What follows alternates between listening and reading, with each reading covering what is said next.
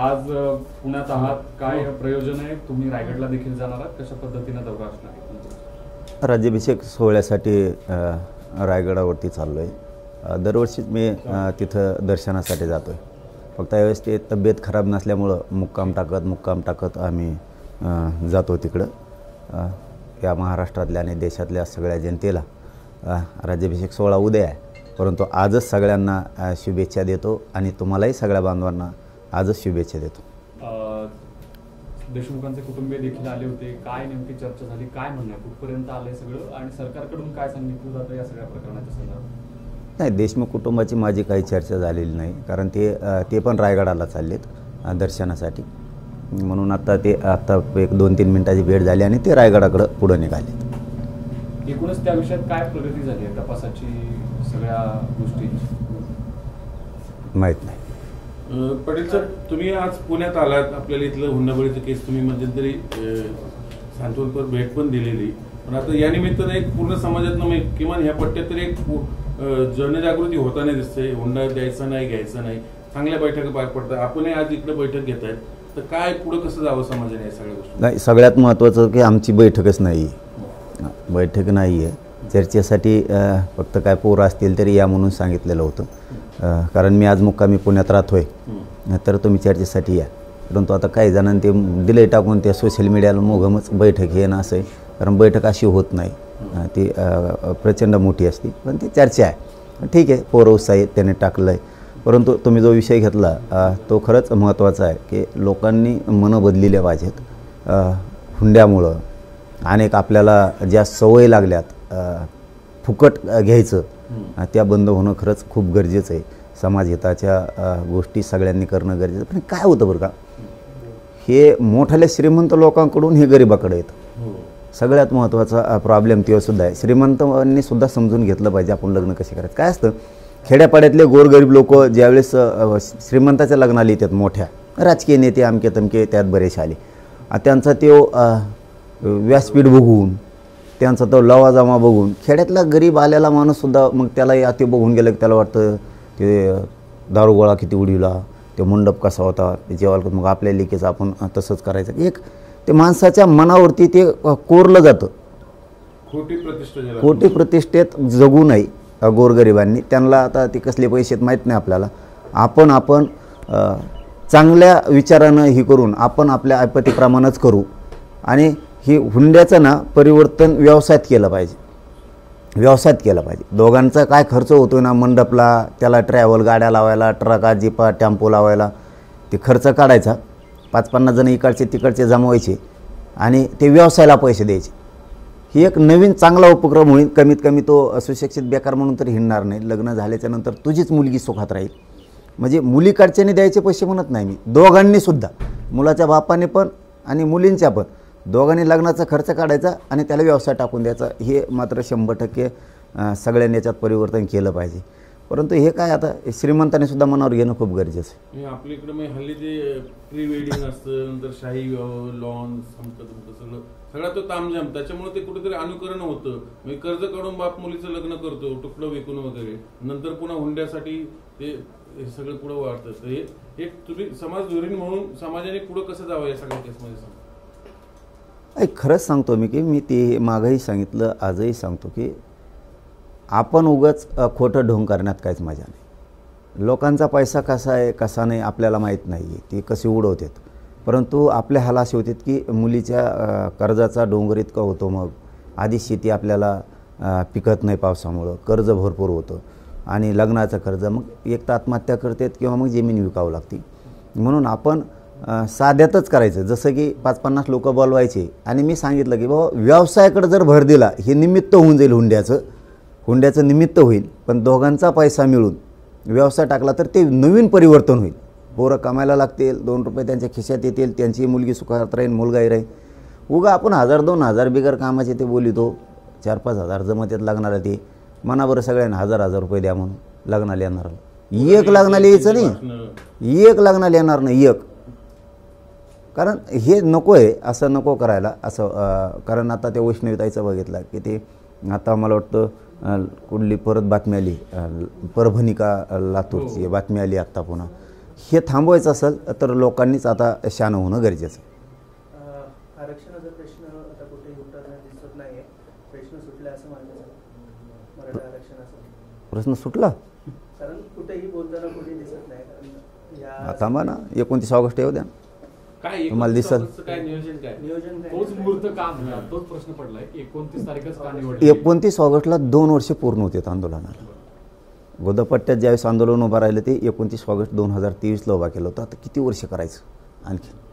आंदोलन होणार, 29 ऑगस्टला मुंबईला जाणार, आरक्षण घेणार आणि ओबीसीतच घेणार. दिले ना सूट. मागणी अजून थांबलं नाही. सोडणारच नाही, सोडणारच नाही. का थांबणार राहायचं? आमचा जर इथं जागा आहे गुंठाभर आणि ती जर आमचा सातबारा आहे ती घेणार ना आम्ही. तुम्ही जरी अतिक्रमण केलं असलं तरी पण, तुम्ही गुंडगिरी केली असली तरी आम्ही घेणार ना. हां, सातबारा नसेल तर देऊ नका. आमच्या सरकारी नोंदी आहेत, हैदराबाद गॅजेटच्या, सातारा संस्थांच्या गॅजेटच्या आहेत, बॉम्बे गव्हर्नमेंटच्या आहेत. आणि मराठा आणि कुणबी एक आहे याच्यासाठी तुम्हाला आधार लागतो ना कायदा पारित करायला. तर 58 लाख नोंदीचा आधार आहे ना, किती पाहिजे आणखी?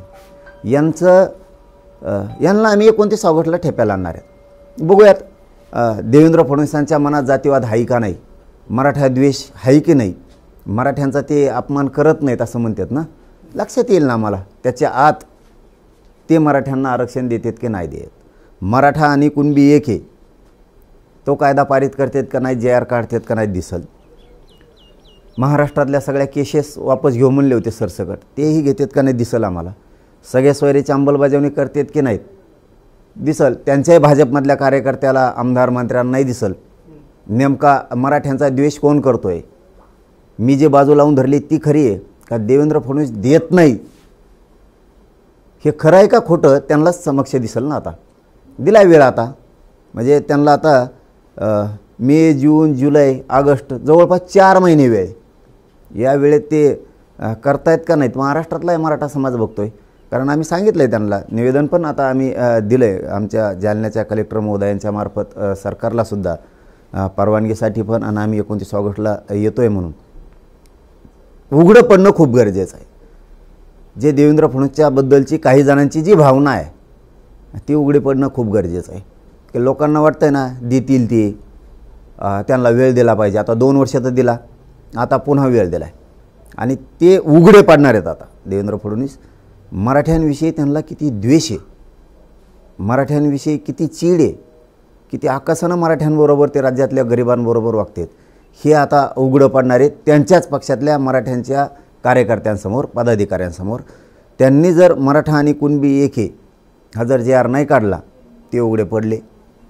त्यांनी जर सगळ्या सोयरीची अंमलबजावणी नाही केली तर समाजाच्या डोळ्यासमोर ते आले.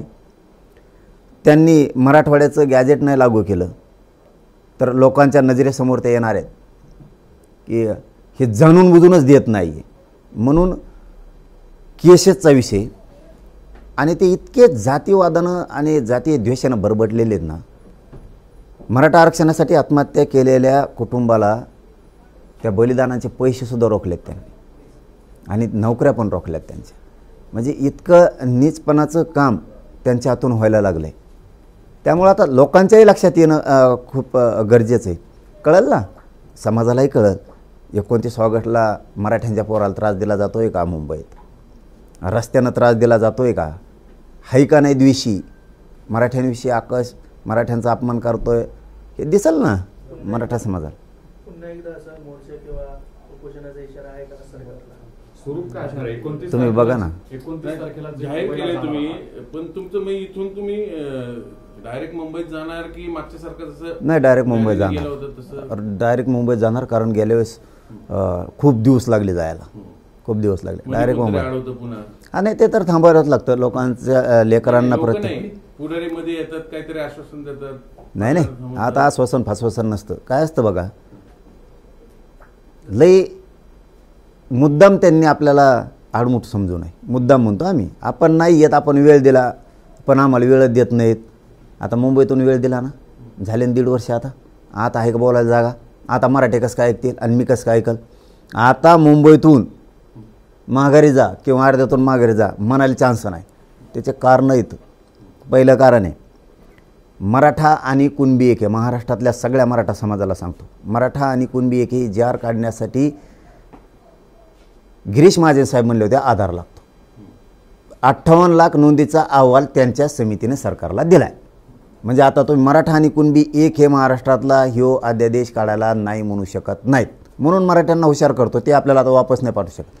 दुसरं, सगळ्या स्वैरीची अंमलबजावणी करण्यासाठी 1.5 वर्ष वेळ दिला आपण त्यांना त्या हरकतीवरती. आता ती अंमलबजावणी करायला सरकार वापस जा म्हणू शकत नाही. आणि हैदराबादचं गॅजेट, सातारा संस्थानचं आणि बॉम्बे गव्हर्नमेंटचं गॅजेट त्यांनी घेतलं आहे, ती लागू करायला यांना कुठलीही हरकत नाही. मग जर नाही केलं तर त्यांना सरकारला बोलायला जागा नाही का आम्हाला वेळ द्या. 1.5 वर्षाचा दिला आहे. आणि मुंबईतून आम्हालाही म्हणू नये, यांनाच आडमुठ्याची भूमिका घेतली, वेळ द्या म्हणलं, दिला नाही. दिला का नाही? आता मराठे गचुऱ्याला धरून विचारतील, वेळ दिला, आता शानपणा करायचा नाही. त्यामुळे आता मुंबई आम्ही सोडत नाही. एकदा सोडली, चान्स द्यायला लागतो. आमचे मराठ्याचे संस्कार आहेत, आम्ही दिले, त्या संस्काराप्रमाणे आम्ही त्यांना वेळ दिला. आता वेळ नाही. मला माझ्या गोरगरीब मराठ्यांच्या माणसातल्या हातातलं आऊतकाठी सोडायची. त्यांचे लेकरं बाळं नोकऱ्याला लावून उच्च शिक्षण घेऊन तेही मोठे बनले पाहिजेत. डॉक्टर, वकील, इंजिनियर, शिक्षक, पोलीस, महसूलमध्ये तहसीलदार, कलेक्टर हेही बनले पाहिजेत. हे स्वप्न बघायचे. किती दिवस आमच्या गरीब मराठ्याच्या माणसाने आऊतकाठी आणायची, गुडघे इतक्या चिखलात काम करायचं, रात्रंदिवस जनावरं वळायचे, ऊसं तोडायला जायचे. आमच्या लोकांनी किती दिवस हमाली करायची, आमच्या लोकांनी किती दिवस मोलमजुरी करून लेकरं शिकवायचे. हे त्यांच्या हातातलं मला काढायचं, त्यांना सुखी बनवायचं. प्रश्न असा येतो की दोन्ही उपमुख्यमंत्री मराठा समाजाचे आहेत, मंत्रिमंडळात अनेक नेते, अनेक मंत्री मराठा समाजाचे आहेत, राष्ट्रवादी पक्ष तर मराठा समाज म्हणून ओळखला जातो, तेही मराठ्यांवर अन्याय होतोय का? होत नाही. मग काय, आम्ही मजा म्हणून थोडंच आंदोलन करतो. होतोय म्हणून तर आमचं एवढं हाल कशामुळे चालू आहेत. शेतकरी मराठा हाय का मालाला भाव, नादी लावणार लाडकी बहीण घी 1,500 रुपये आणि होय मोकळं. आता महानगरपालिकात मला वाटतं, जिल्हा परिषद पंचायत समित्यात आता तोवर प्रत्येक मंत्र्याच्या तोंडातून काय शब्द यायला माहिती आहे का? लाडक्या बहिणीला आम्ही फसवणार नाही, तिला सगळे पैसे देऊ. लाडक्या बहिणीला हात जोडून सांगतो बाबा की निवडणूक झालं देणार नाही, नका रे अशा छोट्या छोट्या आशेवर जगू. लेकरा बाळांचं आयुष्याचं अवाटलं होत आहे. हे सगळं खोटं आहे, हे सगळं बनावट आहे. खोट्या प्रतिष्ठेत जगायचं गोरगरीब शेतकऱ्यांनी बंद करा. यांना धडा शिकविला पाहिजे.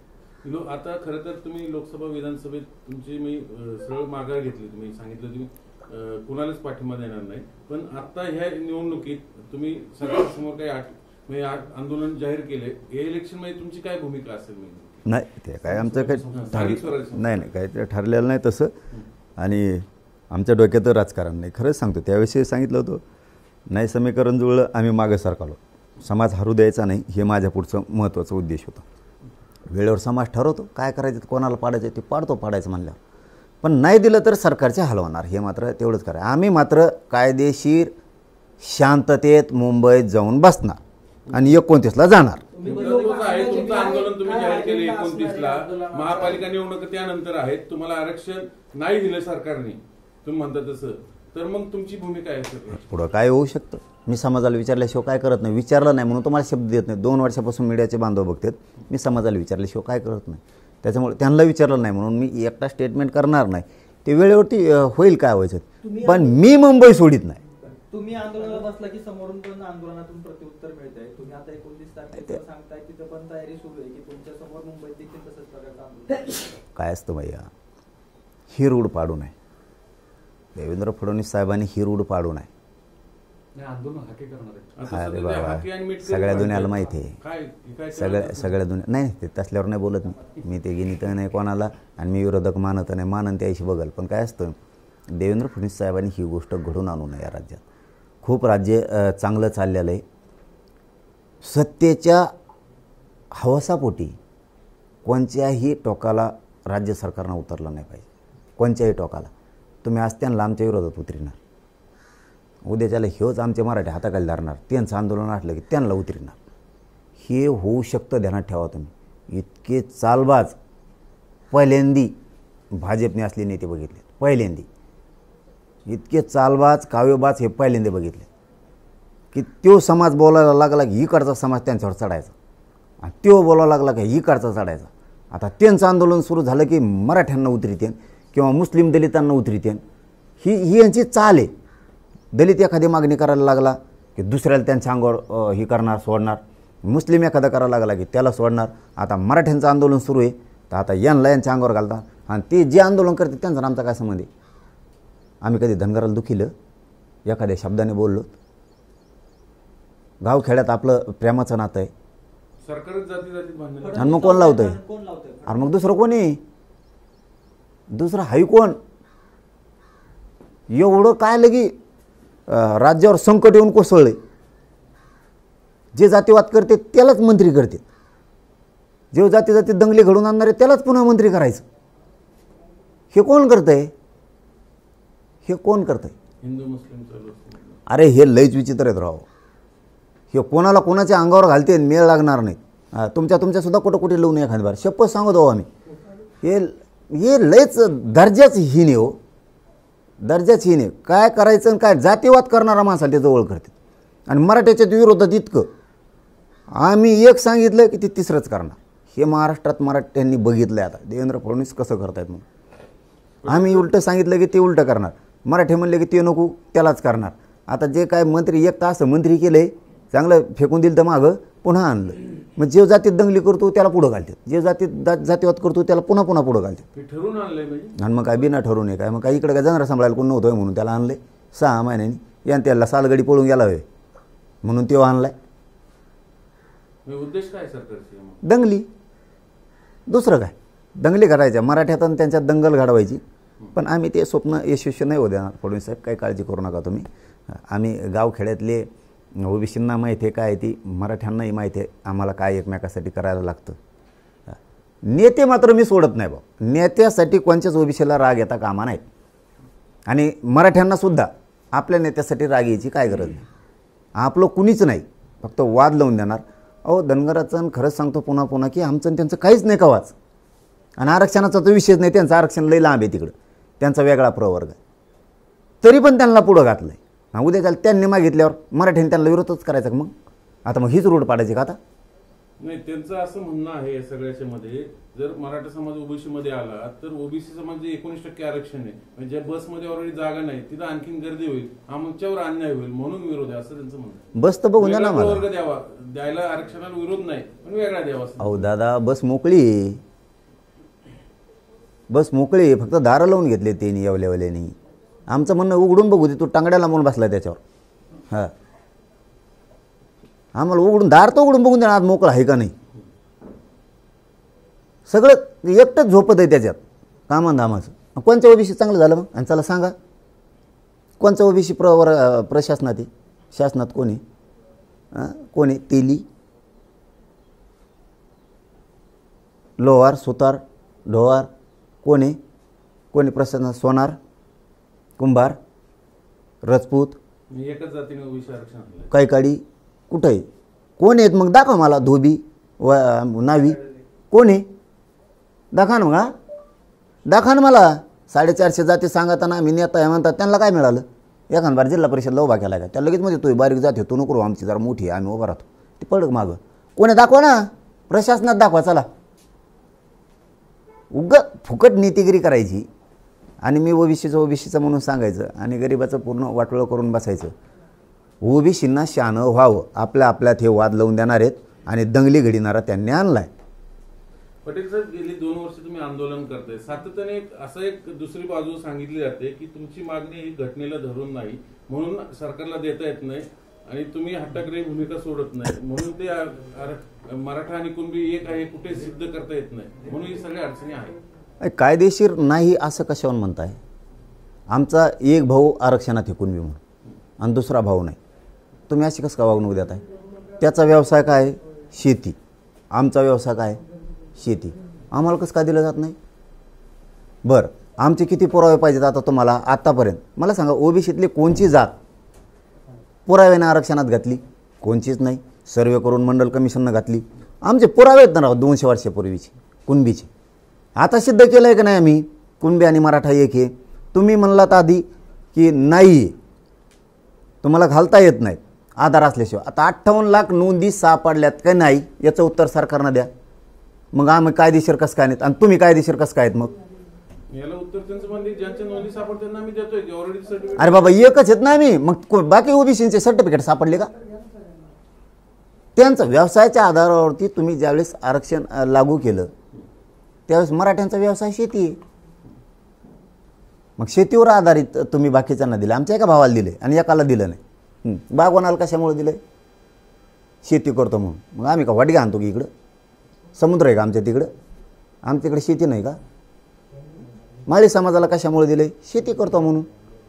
माळ्याच्या आमचे किती जागेवर बांधा दाखवतो मला. तो बी उभाट्या होत आणतो, आम्ही उभाट्यात आणतो. तो का टकोर घेऊन आणतो गाऊत? आता याला दुसरं असं सांगितलं जातं की मुळात आरक्षणाचं सूत्र हे डिस्क्रिमिनेशनवरती आहे, म्हणजे सामाजिक दृष्ट्या ना की आर्थिक दृष्ट्या. मग मराठा समाज त्या निकषात कुठं बसत नाही म्हणून ते आरक्षण देता येत नाही. म्हणजे सरकारला शहाणं झालं म्हणायचं. आयोग त्यांचा येडा आहे. आयोगानं मंडल कमिशनच आयोगानंच आरक्षण दिलं ना. आणि मग गायकवाड कमिशन आयोग कोण आहे? त्याने मागा सिद्ध केलं ना मराठ्याला 12-13% म्हणजे तुमची चालच वेगळी आहे का? मराठ्याला जर सिद्ध केलं तर त्याला मागास नाही म्हणायचं आणि मंडल कमिशननं मात्र मागास सिद्ध केलं की लगेच त्याला आत घ्यायचं.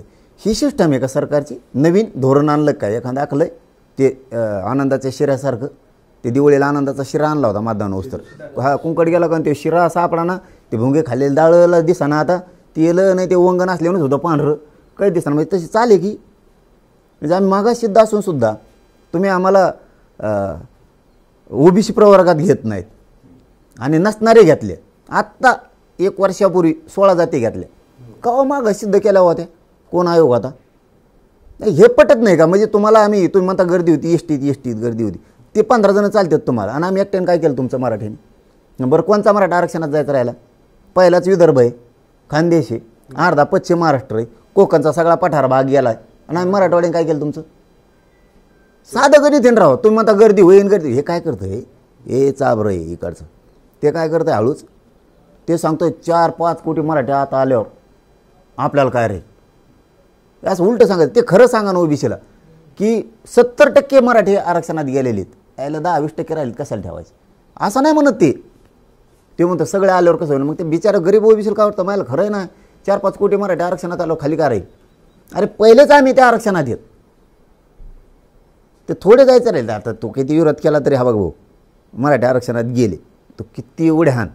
हां तू पॅन्टवर उड्या हान नाही तर लुंग लावून हान, तुला जसं हान तसं हान. आरक्षणात मराठी गेले अवघं 7-8-9% राहिलेत. ते बी 29 ऑगस्टला घालतो का नाही बघ? चॅलेंज आहे. मुंबई सोडित नाही बारी, मी बी नाही आणि मराठी बी नाही. कारण माघारी जायला आता चान्स नाही. आणि मराठ्यांनाही सांगतो आपण त्यांना 1.5 वर्ष संधी दिली वापस येऊ, आपल्याला आडमुठं समजू नये म्हणून. आता गेलं की माघारी यायचं नाही. आणि तुम्हाला जर 10 पट नाही दिसले ना पहिल्यापेक्षा तर आपलं नाव तोंडावर घ्यायचं नाही पुन्हा. ध्यानात ठेवा. मुंबईत लोकच बसत नाही त्या बरे ना. जातीय रंग देऊन दंगली वगैरे घडवायच्या. नेमकं दंगली घडून सिद्ध काय करायचं आणि कशासाठी? हे बघा त्यांचं एक रूल असतो. लोकांच्या नसा त्यांना माहीत झाल्या. जसं की ते संभाजीनगरला आमच्या ते कोण आलेले ते थडगं उठून फेकायचं होतं ते. हां ते दंगल घडवायची हे त्यांचं हे असतं निवडणुकीच्या काळात. ते कोण राहिले त्या रॅलीत? आता जोड उठेला ना त्यांना, उठेलं का नाही? हां मग आता ते काय म्हणत होते नाही हुंकार सभा, हिंदूच्या हुंकार सभा. त्यांनी दुसरा नेता तयार केला एकाशी जोड. उद्या वळवळ करायला लागला खाबा गोबा करून ठेवला. याला देवेंद्र फडणवीस म्हणते. हां देवेंद्र फडणवीस सोपा नाही. आता दुसरा नेता येतोय का नाही तुमच्या लक्षातच आहे ना का कोण राव? लय बारीक देण असतं. हा दुसरा येतोय की नाही आता सभाला? दुसरा हिंदूचा नेता तयार झाला. मला काय गरज नाही तुम्ही प्रश्न विचारला म्हणून. मी ते काय आपल्याला बोलल्याशिवाय आपण बोलत नसतो. आपला एक रूल आहे. आपल्याला बोलला वाजेलाच मग तो कुणी बी असू दे. हां सोडीत नाही. आपल्याला नाही बोललं काय बोलायचं? हे सगळे मंत्री यांनी शपथ घेतल्यात की आम्ही भेदभाव करणार नाही, तरी अशा पद्धतीने स्टेटमेंट करतात. हे किती भयानक आहे? दंगली घडविणार त्याच्याशिवाय हे सत्तेत कव्हाच आलेले नाहीत, कव्हाच. आणि मग आता ओबीसी मराठ्याची दंगल त्याला मंत्रिपद देऊन घडवायचे त्यांना. यांचा मूळ प्रश्न आहे कशासाठी आणि कशासाठी आणि काय सिद्ध काय करायचं? द्वेष. मराठ्याचा द्वेष दुसऱ्याच हाताने काटा काढायचा. दुसऱ्याच हाताने काटा काढणं माहिती असेल ना पण तुम्हाला. त्यात मग मराठा समाज असेल किंवा ओबीसी असेल या दोघांचं नुकसान तर समाजाचंच होणार. त्यांना काय साध्य होतं? त्यांना सिद्ध काय होणार मग? त्याला ते सिद्ध करायचं आहे ना. यांच्यात वादं लावून द्यायचे आणि आपण मजा बघायची. जीवावर आलं म्हणतात आमच्या खेड्यात ग्रामीण भागात, द्यायचं जीवावर आलं खरं असून. म्हणजे आमचं वावर आहे, आमचा 7-12 सापडला पण द्यायचा नाही. मग काय करायचं, माघारायचं. दुधात साखर मिसळायला ते नाही म्हणतो, दुधात साखर वाता, दुधात साखर वाता. काय आलं होती तू कोणाला माहीत, दुधात साखर वातायचं काम करायचं म्हणतो आपण. हा हो, ते दुधात साखर होती तो किती दिवस होती तो काय माहीत. दुधात साखर होतीणार ती फक्त मागून आणि वरून बघणार माळ धावून कशी कोटाकुटी लागली. कारण जीवावर आलं द्यायचं. आमचा 7-12 सापडलाय, अतिक्रमण दुसऱ्याला करायला लावायचं आणि उठवायचं नाही. मी आहे तुमच्या मागं, मंत्रिपद दिलं की नाही तुला आता. मला तर अशी माहिती मिळाली ऐकायला, सांगायला नाही पाहिजे आता ती खरी का खोटी माहीत नाही, ती पक्की माहिती असावं, ती चर्चा नसावं. त्यांच्यात खाजगीत असं म्हणलं जातं म्हणते हो की आयला ते पक्की माहिती नाही, सांगावं का नाही असं. पण मला लय जवळच्याने सांगितलं, लय जवळच्याने सांगितलं. ते म्हणे मला हे मंत्रिपद पाहिजे नाही असं नाही, पण हे मराठी आरक्षणात गेलेत आणि आता मला डोळ्यावर आणण्यासाठी मराठ्याचे दिले, मला बोल म्हणतात असं त्यांच्यातल्या चट्टी मिळत नाही म्हणत. ते मी त्याला सुद्धा पश्चाताप आलाय की मंत्रिपद दिले ते यावल्यावर लावू. हां हां बऱ्याचशा गोष्टी त्या तशा ऐकायला आल्यात की उगाच आता मराठ्याचा विरोध मला पत्करायची वेळ आली. मराठी आता आरक्षणात गेलेलेच आहेत, थोडे राहिलेत, तेही जाणारच आहेत. मला मंत्रिपद पाहिजे म्हणतोय देऊ, पण ह्या असे उद्योग करायला लावायला लागलेत. आता इथून मागं तरी ठीक होतं, पण आता हे मराठ्याच्या अंगावर मला घालणार, मराठ्यांची नाराजी मला घ्यावा लागणार पुन्हा. आणि ते तर मिळालेलंच. मग मिळता क्षणी कशाला नाही का, ते मरता क्षणी काहीतरी मरणार तर आहेच भाऊ, पण उगाच 20 पाजीलं मरायच्या टायमाला. मरणार तर होताच, पण 20 पाजीलं उगाच अशी त्याची परिस्थिती आहे सध्या. अशी एक चर्चा आहे, आता ती खरी का खोटी माहीत नाही, पण चर्चा आहे लोकात. म्हणजे फक्त मराठा विरोध करण्यासाठी मंत्रिपद दिलं. हा, मग त्याला फडणवीस साहेब म्हणतात ना भाऊ, सोपा माणूस नाही, जोडाला जोडच आणतो ती. हां, जोडाला जोड आणतो. म्हणजे ते जोड्या लावायला शाळात लय पक्का असणार आहे. एकाशी एक जोड्या लावा नाही त्या अशा फानगाड्या. हां, जोड्या लावायला गडी लय पक्का असणार, अशा जोड्या लावितो. त्याला फक्त या पठ्ठ्याची फक्त निष्ठा ऐकत घेता नाही आली, समाजावरची माझं असणारे निष्ठा प्रेम त्याला फोडता नाही आली, मॅनेज नाही करता आली. नाही तर जोड्यात लावितो, कोणी पण असू दे, त्यांचे सुद्धा जोड्या लावितो. ते नाही का ते मागं गोण्या भरूनच पुरावे आणायचे, ते टमटम भरून. हा ते तो कुंकड गेले आणि कुंकड नाही. हा, ते गोण्याचं असायचं, इकडून एक गोणी इकडून एक पुरावीची, येणे इतका कऱ्या आणि इतका कर्या गेला आणि त्या गेला, काहीच न राहिलं खाली, मोकळं फटाकर रान झालं सगळं. ही रिअल परिस्थिती. तो त्याच्या म्हणण्याप्रमाणे झालं आहे ना, जोड आणून ठेवतो दुसरा. पक्षात बी शिंदे साहेबाला जोड, फडणवीस हे आणले ते अजितदादा, आता अजितदादाला दुसरा आणून ठेवला की झालं. नुसत्या काड्या खुश होतो. यांनी हुशार होणं लय गरजेचं आहे. करत ना, भाजपमध्ये सुद्धा जोड आणणार. गडकरी साहेबाला जोड आणीन, त्या खडसे साहेबाला जोड आणीन, त्या विनोद तावडे साहेबाला जोड आणीन, अशा नुसत्या जोड्या आणत राहतो. तिकडं मुंढेला जोड आणीन, इकडं धनगर बांधावात जोड आणीन. म्हणजे जोड आणतो लगेच, ताबडतोब फटाफट जोड आणतो. सोबतच्या शहाणा व्हावं असं तुम्ही म्हणतात, तर त्यांना बाहेर पडा असं ते बाहेर काय याच्या पडत त्यांनी त्याला मध्ये टाकी त्यांनी उचलून. ते म्हणते दुसरीकडे जाऊन काय करावं. खाजगीत बोलतात ते, तुमच्या मीडियात कसं बोलते बरं. ते आमच्यासारखे पैसे शेंगा आणतात बसल्यावर. हां, ते म्हणतात तिकडं जावं तर करावं काय, गप मेलेलं बरं इथंच. ते मध्ये टाकीत आहे मग, कारण सगळ्याचे घोटाळे आहेत ना उली. हे एक बी सज्जन नाही यांच्यात, सगळे असे रेटून खाल्लेले ते. पण याच्यात समाजाचं नुकसान होतंय ना. झालं, शेतकऱ्याचं डोळ्यात एकटा वाटोळा झाला. कापसाला भाव नाही, सोयाबीनला नाही, कांद्याला नाही, कशाला नाही, काही नाही. कांदे नाही, बटाटे नाही, लिंब नाही, काय. अशी आहे, सरकारला विरोधकच नाही कोणी दिसत समोर. काँग्रेसची अवस्था अशी आहे, पवारांचं तळ्यात मळ्यात सुरू असतं, कधी इकडं कधी तिकडं. शिवसेना तोळा मासा झाली, मग ही स्पेस कोण भरून काढायची. लोकांनी हातात घेतलं पाहिजे स्वतःचं काम. जसं की गरजवंत गरीब मराठ्यांनी त्यांची लढाई हातात घेतली, तशा या राज्यातल्या गोरगरिबांनी स्वतःची लढाई हातात घेऊनच जिंकलं पाहिजे. आपल्या लेकरा बाळाचं, आपल्या शेतीचं कोणालाही पडलेलं नाही. आपलं वाटोळं आपण देहादोपारा उघड्या डोळ्याने बघू नये. कोणत्या नेत्यावर अवलंबून राहू नये. तुम्ही बघा, एक नेता जर आपल्या बाजूने 15 दिवसासाठी बोलला तर पुढच्या 15 दिवसात 1 महिन्यात तो आपल्याबरोबर नसतो. मग तो कोणत्याही पक्षाचा असू द्या. म्हणून लोकांनी शहाणं होणं खूप गरजेचं आहे. जसं की देशमुख प्रकरणाचं आपण बघितलं. मी मगाशी तेच विचारलं, पण तुम्ही कानाला हात लावले. काय असं नाही घडलं की बाबा तुम्हाला दादा. कानाला हात लावावे लागले? तुम्ही माहिती तर घेत असाल, पाठपुरावाही तुम्ही मला करताय. खरंच माहीत कुठपर्यंत आले तपास? कानाला हात लावण्याचं कारण की मी प्रामाणिक आहे. मी बिचारा ते मी जर कधी मेलो तर संतोष भाई वर जाऊन म्हणले नाही पाहिजे हे काय केलं, म्हणून पापात सहभागी होणं चांगलं नाही.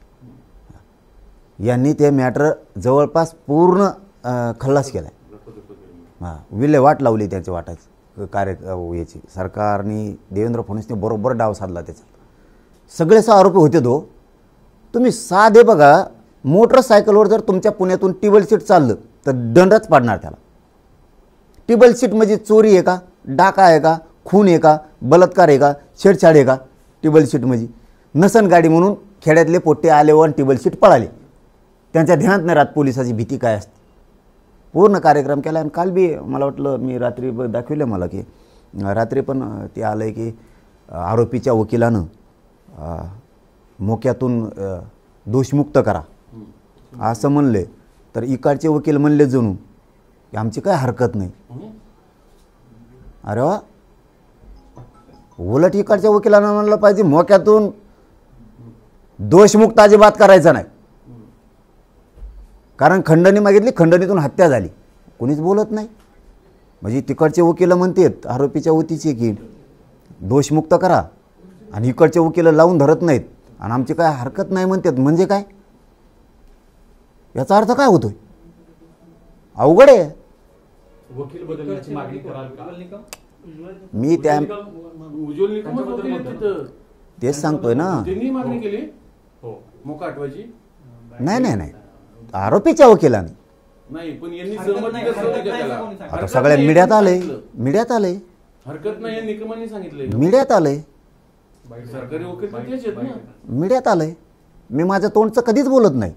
मागही एक नेता म्हणला होता, देवेंद्र फडणवीस बोलायला लावते त्या नेत्याला, मागही नेता म्हणला होता की आम्हीच आरोपी करायचे थांबवले. 6 आरोपी होतेत पण आम्हीच थांबवले. तेव्हापासून म्हणलं आपण पापाच वाटेवरीत होणं काही उपयोग नाहीये. त्यामुळेच काही जण आक्षेप घेत होते यांच्या वकिलीला. बाबा एकच मिनिट, वकील कुणाचे म्हटलेत असे की आमची हरकत नाही, देशमुखांचे म्हटलेत की आरोपीचे म्हटले? आरोपीच्या वकिलानं आरोपीच्या वतीनं कोर्टात बाजू मांडली की आमच्या आरोपीला मोक्यातून दोषमुक्त करा. तर संतोष भाईंचे वकील म्हणतायत आमची काय हरकत नाही. म्हणजे सरकारी वकील उज्ज्वल निकम. तुमच्या मीडियात बाईट आल्यात पूर्ण. थोडंसं थांबवतो, कारण सरकारी वकील म्हणतायत की संतोष देशमुखांचे खाजगी वकील म्हणतायत. 2 वकील आहेत त्या केसमध्ये. दोन्ही पण खाजगी नाही आहेत नाही, सांगतोय. सरकारी हो, वकील आहेत. ते पण सहाय्यक सरकारी वकील म्हणूनच आहेत. त्यामुळे ते खाजगी होत नाहीत. ते खाजगी होत नाही. हे मी नाही वाईट. मला याचंच म्हणजे राजकारण नाही करायचं किंवा मला याला इश्यू नाही करायचा. पण जसं मागं ठरलं सरकारनं करून घेतलं, म्हणजे पद्धतशीर विल्हेवाट संतोष भाईच्या देशमुखाचे मॅटर लावले. आता मीडियात तर तीच चर्चा आहे, सोशल मीडियात तर तीच चर्चा आहे की कारण काय असतं बरं का, एखादा न्याय तुम्हाला पाहिजे आणि एखादा मला पाहिजे. त्यावेळेस आपण बोललं पाहिजे आपल्या वकिलानं की ते जर दोषमुक्त करा म्हणतात तर आपल्या वकिलानं बोललं पाहिजे की खंडणीतून खून झालेला आहे, मोक्यातून दोषमुक्त होऊच शकत नाही.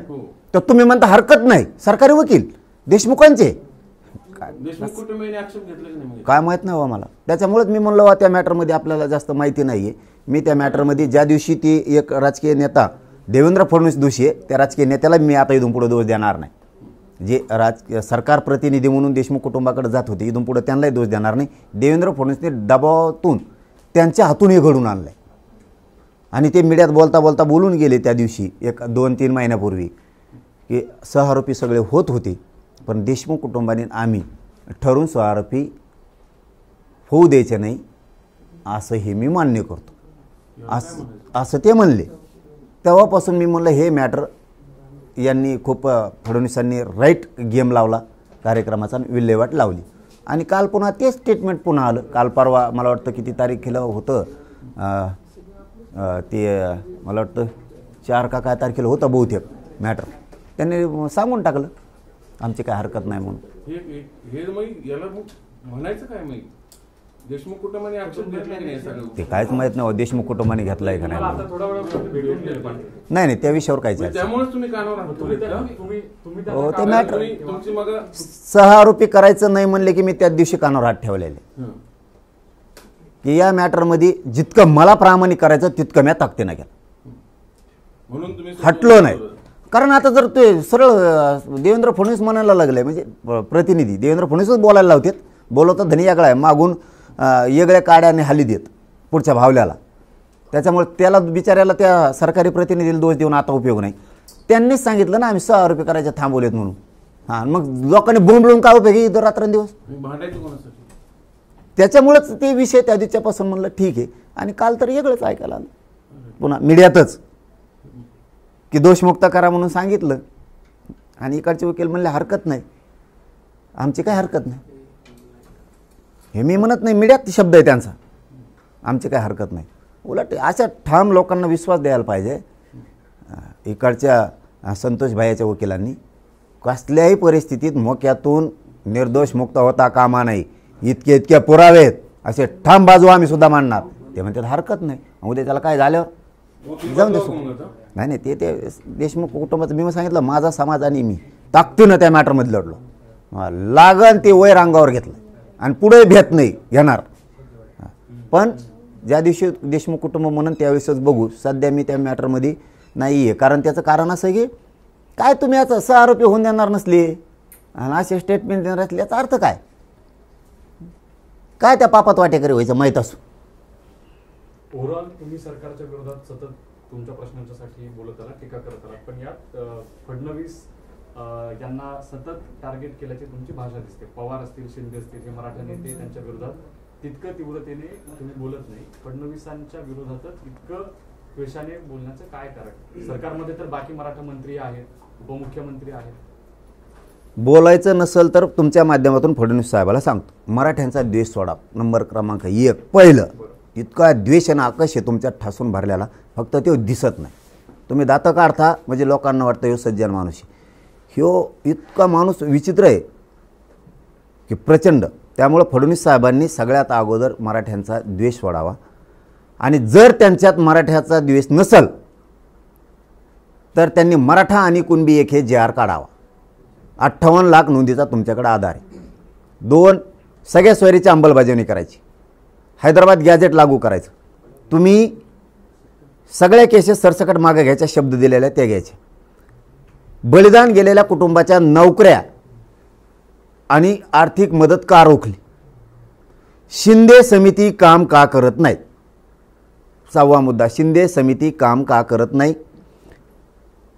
आमचे नोंदी सापडलेल्या असून सुद्धा फडणवीस साहेबांनी प्रमाणपत्र देऊ नका असं महाराष्ट्रातल्या अधिकाऱ्यांना का सांगितलं. आमच्या व्हॅलिडिटी का रोखल्यात याचे उत्तरं आम्हाला पाहिजेत. आणि याचे उत्तरं देण्यापेक्षा फडणवीस साहेबांनी या सगळ्या मागण्याची अंमलबजावणी करावी. आमचं त्यांचं शत्रुत्व नाही. तुम्ही म्हणलात दुसरं की तुम्हाला इतका तुम्ही त्यांनाच का बोलतात. राज्याचे प्रमुख ते आहेत पहिल्यांदी पण तेच होते आणि त्यांना इतका आकर्ष मराठ्यांचा का बोललो तर त्याचं कारण सांगतो. त्यांनी आमच्या आया बहिणीचे डोके फोडले. आमची आई बहीणसुद्धा सोडले नाही या माणसाने. शेवटी घरातली तुझ्या घरातली माय आमच्या घरातली सुद्धा आहे. ती रक्ताच्या थारोळ्यात पडती तरी पण तुम्ही पोलिसांना हाणायला लावता. एक मोठी गँग आणल्यासारखी तुम्ही 1000-1500 पोलिसांचा फौजफाटा आणून आमच्यावरती क्रूरपणानं प्राणघातक हल्ला घडून आणता. गोळ्या घालता त्यांना. म्हणून बोलतो यांनी खोट्या केसेस लाखो पोरांवरती केल्या. यांनी आमचं शिंदे समितीचं होतं ऑफिस ते बंद केलं 7व्या माळ्यावरचं का बोलू नाही. यांनी आमच्या मराठा आरक्षणासाठी बलिदान दिलेल्या पोरांच्या माय माऊली घरी एकटी राहिली. 2 वर्षाचं 5 वर्षाचं काहींना 1.5 वर्षाचं लेकरू आहे. कुशीत घेऊन ती आई एका कोपऱ्यात रडती. नवरा करता होता मराठा आरक्षणासाठी आत्महत्या झाली. त्या मायमाऊलीच्या कंपाळाचं कुंकू पुसायला जबाबदारसुद्धा देवेंद्र फडणवीस. जर आरक्षण दिलं असतं तर ती आत्महत्या झाली नसती. तरीही त्या माऊलीचा कंपाळी कुंकू नसून या माणसानं तिचे पैसे आणि नोकरी पण रोखली. कित्येक कारनामे केलेत, सांगायला गेलं तर दिवस पुरणार नाही. इतक्या क्रूरपणानं मराठा समाजाशी वागलेत. आता पुन्हा एकदा मराठा बघणार आहे 29 ऑगस्टला. कोणत्या पोरांना त्रास देतोय, कोणत्या गाड्या अडवतोय, कुठं तर आम्ही शांततेत जाणार, लोकशाही मार्गानंच करणार, कुठं काडीसुद्धा मोडणार नाही, इतकं शांततेत जाणार. पण सुट्टी नाही. मुंबई बंद करणार. आमची मुंबई आहे, कोणाच्या का बापाची का ती? मुंबई आमची आहे, मुंबईत राहणारे लोक आमचे आहेत. आम्ही शांततेत जाणार, ते आम्हाला सहकार्य करणार, आम्ही त्यांना करणार. फक्त आम्ही मागणीसाठी चाललो आहे.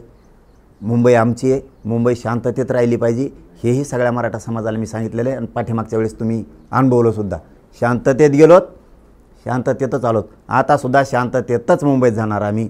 कोणालाही त्रास होणार आमच्याकडून असं कधी होणार नाही. तुमच्याकडून मात्र आम्हालाही त्रास होऊ देऊ नका.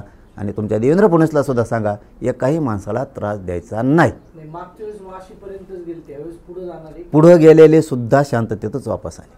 पुढं माझ्या अगोदर दोन्ही ग्राउंड फुल होते. आझाद मैदान पण, छत्रपती शिवाजी महाराज पार्क पण. लोक आले का नाही गपचिप माघारी. यावेळेससुद्धा लोक 10 पट असतील, नाही तर तोंडावर नाव घ्यायचं नाही. आझाद मैदान सगळेच मैदानं मागितलेत आम्ही त्यांना, आम्हाला पुरेच मैदान लागणार आहे. आता सरकारतर्फे कोणी तुम्ही घोषणा केल्यानंतर आंदोलनाची कोणी संपर्क साधला का नाही? जाती द्वेष, आकस मराठ्यांचा अपमान करायचा, मग ते संधी सोडायची का? सोडत नाहीत ना ते. शेवटी फडणवीस साहेब आहेत ना, महान व्यक्तिमत्वाचे, महान विचार, शांतता भंग करणारा मंत्री. शांतता भंग करणारा मंत्री एक पद पाहिजे राव. शांतता भंग मंत्री एक पाहिजे, एक पद पाहिजे, ते त्यांच्याकडे असायला पाहिजे. 2-4 मंत्री करतात की ओरडी ती कामं, हिंदू मुस्लिम अमकं तमकं करून? नाही, त्यांना कुठं ठेवला आता? नाही. नाही, त्यांना लगेच मागून एक वस्ताद आणून ठेवला. त्यांनी बी ध्यानात आणून घ्यावा. हां, फडणवीस साहेब किती डेंजर आहेत, तुम्हाला वस्ताद आणून ठेवला एक जोडीदार त्यांनी. आता ते पण सभा घ्यायलेत. आक्रमक होत नाही, मध्यस्थी का करत नाही? दोन्ही उपमुख्यमंत्री ते पण मराठा समाजाचेच आहेत. आणि त्यांच्या का आता ते नुसतेच पळते तिकडून तिकडून. काय ती गरज होती तवरच असतं. फडणवीस साहेब म्हणते त्यांना, सत्तेत येऊस तर शिवसेनेची जिरूस तर, उद्धव ठाकरे साहेबाची जिरूस तर त्यांनी शिंदे साहेबाला आणलं. हां, आता सत्तेत आले. आता अजितदादाचं त्यांच्या दोघांचीच फाईट लावून दिली वाटतं. हे म्हणतं मग आपला निधी कुठे, ते म्हणतं मग आपला वळीला कुंकड. कोण कोणाला वळीत आहे याचाच मेळ लागणार, जनर वळील्यासारखं. असा फचका करून ठेवला नाही फडणवीस साहेबांनी. ते लय चतुर समजत आहे स्वतःला, पण एखाद्याशी जनता अशी कोथडी करीन ना, काहीच मिळणार राहिलं. आता अजितदादाचं मागं सुटून सोडून दिले. हां, हे असले नमुनेबाज आहेत ते. आता त्यांच्यात कोणी वळवळ केली त्याच्या मागं जोडून देते. ते आता मध्ये स्वप्न बघत होते, मला वाटतं ते महाजन साहेब, ते पलीकडचे महाजन साहेब कुठले ते. हां, ते मध्ये त्यांचंच उपमुख्यमंत्री नाव आलं बहुतेक. त्यांचं कटलं का कोणते दुसऱ्यालाच म्हणाले दादा उपमुख्यमंत्री करू शकते ते. लय पचकोबा आहे त्यांच्यात, लय पचकाबा म्हणजे डेंजर काम आहे ते. दादांनी बाहेर पडावं कसं? ते मला काय करायचं, बाहेर पडून येत आत घुस. एकूण मंत्र्यांबद्दल काय होतंय? मराठा समाजासाठी भांडताय, पण ते मराठ्यांना समोर उभं करतात ना. बरं झालं ना, यांनी डोक्यावर चढून ठेवते ना. हां, लय डोक्यावर चढले होते. आपले लोक थोडे मोठे करायचे, त्यांना देऊ लागायचं. दुसरे डोक्यावर चढून ठेवले, आता तेच मुटक्यावर पाय द्यायला लागले. बरं झालं ना, यांचे डोळे उघडतील. भाजपमधल्या मराठ्यासुद्धा तेच आहे, एकाच एक जोड आणून ठेवतात भाजपमधल्या मराठ्यासुद्धा. मी सांगतो, मला 95% मला भाजपमधले मंत्री आमदार बोलत आहेत, खासदार मंत्री आमदार पडेल तर सगळे बोलत आहेत कसा पडलं म्हणून. आपण एक तर खोटं बोलत नाहीत, सगळे बोलत आहेत. पण त्यामध्ये बोलावं तर करावं काय? खत सगळ्यात आहे प्रचंड. पण जाईन कोण? तसं यांना बाहेर पडणं का आत्र आहे, मी तेच नाही सांगू शकत. पण बरं झालं अजितदादाच्या, शिंदेसाहेबाच्या लक्षात तरी आलं की आलंय का नाही माहीत नाही. आणखीन बी यांनी डोक्यावर चढून ठेवलं सगळ्याला. आणि ते सल्ला द्यायचे, ते नमुने लय शाने आहेत का? त्या आपण सल्ला द्यायचा, सल्ले फल्ले नाही देत मी कोणाला. मग दणका सुरू असतो, मी यांना सगळं तिघाला ठेप्याला आणतो 29 ऑगस्टला. सल्ले फल्ले देत नाहीत आपण. पण जसं की यांचं सगळं बघितलं घरात घुसून फडणवीस साहेबांनी, ते घरातून खिडकीतून येते, दारातून येते, ते लय कलाकार आहे. यांच्या घरात का काय बघून गेले, त्यामुळे यांना हालताच आहे ना. हां, तर यांनी दोघांनी असं करायला पाहिजे ना. आहे ना संधी सत्तेत, त्यांच्या घरात डुकून बघितलं पाहिजे कोणी किती खाल्लंय. हां, पुढं जर कमी सत्ता फत्ता आली यांची तर असं मागं लागायचं ना. तुमच्या लागले होते तसं. बदला होत असतो, कोणी अमृत येऊन आलेला नाही. बदला होत असतो, बदला होणार. सरकार टिकन का अशी परिस्थिती असेल? टिकायला काय त्यांनी अर्धे यांच्याकडे उभा केले त्यांनी. फडणवीस साहेबांना अर्धे शिंदे साहेबाकडे केले, अर्धे अजितदादाकडे केले. यांचं कोण आहे खाली? घंट्या. यांचं खाली कोण आहे? आणि त्याला किती कमी पडत येत तेवढं त्याने शाळा करून ठेवलेली. हां, कसं काय पडन? आगामी स्थानिक स्वराज्य संस्था निवडणूक आहेत, तुम्ही काय आवाहन कराल समाजाला? कारण आता ते तिन्ही पक्ष एकत्र येते, आरक्षण नाही राहिलं नाही अशा अवस्था आहे. तिन्ही पक्ष कायची एक राव, सगळ्याची फजिती आता सांगितलं ना तुम्हाला. आणि ते सांगत नाहीत, फक्त आतून बोलत आहे. हां, निधीचा लय पाच काय जणून आता तर हे निधी जणून पाहिलं असं होतं की तुम्ही काय आदेश देणार का कार्यक्रम आपल्या समाजाला? ते बघू ना, यांनी आमच्यावर अन्याय केल्यावर त्यावेळेस बघू. आज नाही सांगत, तेव्हा समाजाची बैठक होईलच. परंतु यांच्यातच लय खेळ आहे, त्यामुळे आमचं वाटोळं व्हायलं हे मात्र सत्य. पण डोळे उघडावं असं मला वाटतं. भाजपमधल्या सगळ्या मराठ्यांच्या आमदार मंत्र्यांनी खासदारांनी भाजपमधल्या हे शिंदेसाहेबाची आणि अजितदादाची याच्यामधल्या आमदार खासदार मंत्र्यांनी कार्यकर्त्यांसुद्धा डोळे उघडावं, बेसावध राहू नये असं मला वाटतं. कारण हा माणूस विचित्र आहे, प्रचंड समाज द्वेषानं बरबाटलेला आहे. आमच्या बीडच्या एका नेत्यांनी मोठं केलं तर त्यांना त्या टायमाला. असा माणूस विचित्र. त्यांनी 10 वर्ष मधल्या काळात वनास बघायला लावला होता. लय नमुनेबाज आहे तो गडी. हां, फडणवीस गडी असा नमुनेबाज आहे. कोणाला कवाशी कोणाच्या अंगावर घालीन मिळ नाही. आणि सगळ्याला कळाले हे अंगावर घालणारा माणूस आहे. हां, 100% त्यांच्यासुद्धा. पटेल, तुम्ही उद्या स्वराज्य अभिषेकला रायगडावर चाललात, पण ते भिडे गुरुजी तर म्हणले की झालंच नाही पाहिजे वगैरे. हा काय जाऊन तिकडं कुत्र्या म्हणजे काय ती काय चालू आहे ना आता, ती काय उद्या होणार आहे ना राज्याभिषेक. असं का? त्यांना कोण फडणवीस साहेबाचं रसायन डेंजर आहे. हां, आपण मालाला काय करतो, युरिया सोपला खत टाकीतो. त्यांच्याकडे वेगळंच काय कोण आहे रसायन. हां, ते फेकलं की माणूस फाडफाड करतो. हां, कोंबडीसारखा. हां, ते फडणवीसचं रसायन आहे. त्यामुळं ते तर काय कुणी वळवळ करतो ताबडतोब. सरकारला काही होऊ शकत नाही असं तुम्ही म्हणता. त्याच सरकारच्या प्रमुखांबद्दल तुम्ही मी लय दिवसांनी सापडू का कोण तुम्हाला? तर असं आता वर्षभर समजा झालं, 4 वर्ष बाकी, तर ते का तुमची मागणी मान्य करतील असं वाटतं, जो माणूस सतत इतक्या टोकाचं बोलतो? मान्य करणार नाहीत मागणी मान्य. तुम्ही बघा ते एक काय असतं दादा, छत्रपती जोड्या लावण्यात पक्के आहेत. मग तसंच मराठा समाजाचा कोणीतरी वेगळा तुम्हाला अपोजिट उभा करतील असं वाटतं का? केलं की 1.5 वर्ष काय केलं त्यांनी? मग लय मोठे केले ते. मराठी असे येतं गरीब, मी गरिबांची लढाई लढतो. त्याच्यामुळे गरीब मराठी एकूण सगळे कोणी वळवळ करायला लागलं की गरीब मराठी बरोबर कार्यक्रम बसविते. म्हणून काय सगळ्यात महत्त्वाचं, मी माझी स्तुती नाही करत, मी समाजाशी खूप प्रामाणिक आणि इमानदार निष्ठेनं. म्हणून समाजाला माहिती देऊ शकतं तर आरक्षण हेच लेकरू देऊ शकतं. आणि मी काय वाईट केलं समाज माझ्यापासून लांब जायला? तुमच्याच लेकरासाठी बांधतो, तुमच्याच लेकरासाठी वैर घेतलं आहे आणि शरीरही साथ देत नाही उपोषणानं. काय वाईट करतोय मी? समाज कुठं जाईल? काय त्यांच्या लेकराला मोठं हो नाही? रिक्षा आणणाऱ्याला वाटत नाही त्याचं लेकरू मोठं हो? टेम्पो, जीप, ट्रक चालवणाऱ्याला वाटत नाही? ऊस तोडणाऱ्या मराठ्याला वाटत नाही त्याचं लेकरू मोठं हो? हमाली करणाऱ्याला, माथाडी कामगाराला वाटत नाही? एसटी चालवणारा मराठ्याला वाटत नाही त्याचं लेकरू मोठं व्हावं? डॉक्टरमधल्या त्या हॉस्पिटलमध्ये नर्स येतं, डॉक्टर यांना वाटत नाही पोरगं मोठं हो? शिक्षकाला वाटत नाही, पोलिसांना वाटत नाही आपलं लेकरू मोठं हो? शेतकरी मराठ्यांना वाटत नाही? मी काय वाईट करतोय? त्यामुळे ते कुठं जाणार आहेत? ते इथं जोडी लावू शकत नाही. आणि लावली बी तरी माझी विनंती, यांनी जर जोड लावली ना, तुम्हाला हात जोडून विनंती आहे, समाजाचं वाटोळं होईन असं पाऊल उचलू नका. तुम्हाला यायचं आमच्यासोबत तर या, नसन यायचं तर शांत बसा. पण समाजाच्या अन्नात माती घालू नका. कारण देवेंद्र फडणवीस संधी सोडत नसतो असा माणूस आहे देव. पण बघू 29ला कसे देत नाहीत बघू. एक गरीब ड्रायव्हर आहे, त्याचा 2 वर्ष झाले पगार हाकेंनी दिला नाही अशी त्याची तक्रार आहे. चर्चेतला विषय तर त्या ड्रायव्हरला काही मदत करणार आहोत का? मी एकदा पर्सनल मॅटरमध्ये मी कोणाच्या पडत नाही. एकदा माझा पहिल्यापासूनचा स्वभाव, आणि त्यातल्या त्यात मी यांना आणखीन विरोधक मानलेला नाही. जे तुम्ही नावं घेतात ना, 2 वर्षापासून माझा शब्द ऐकतोय. हां, ते खूप फडणवीसचं ऐकून, ते येवल्याचं ऐकून खूप आमच्यावरती त्रागा करतात. पण मी आणखीन त्यांना विरोधक मानलेलं नाही, कारण त्यांचं आमचं कधी वैरच नाही आहे.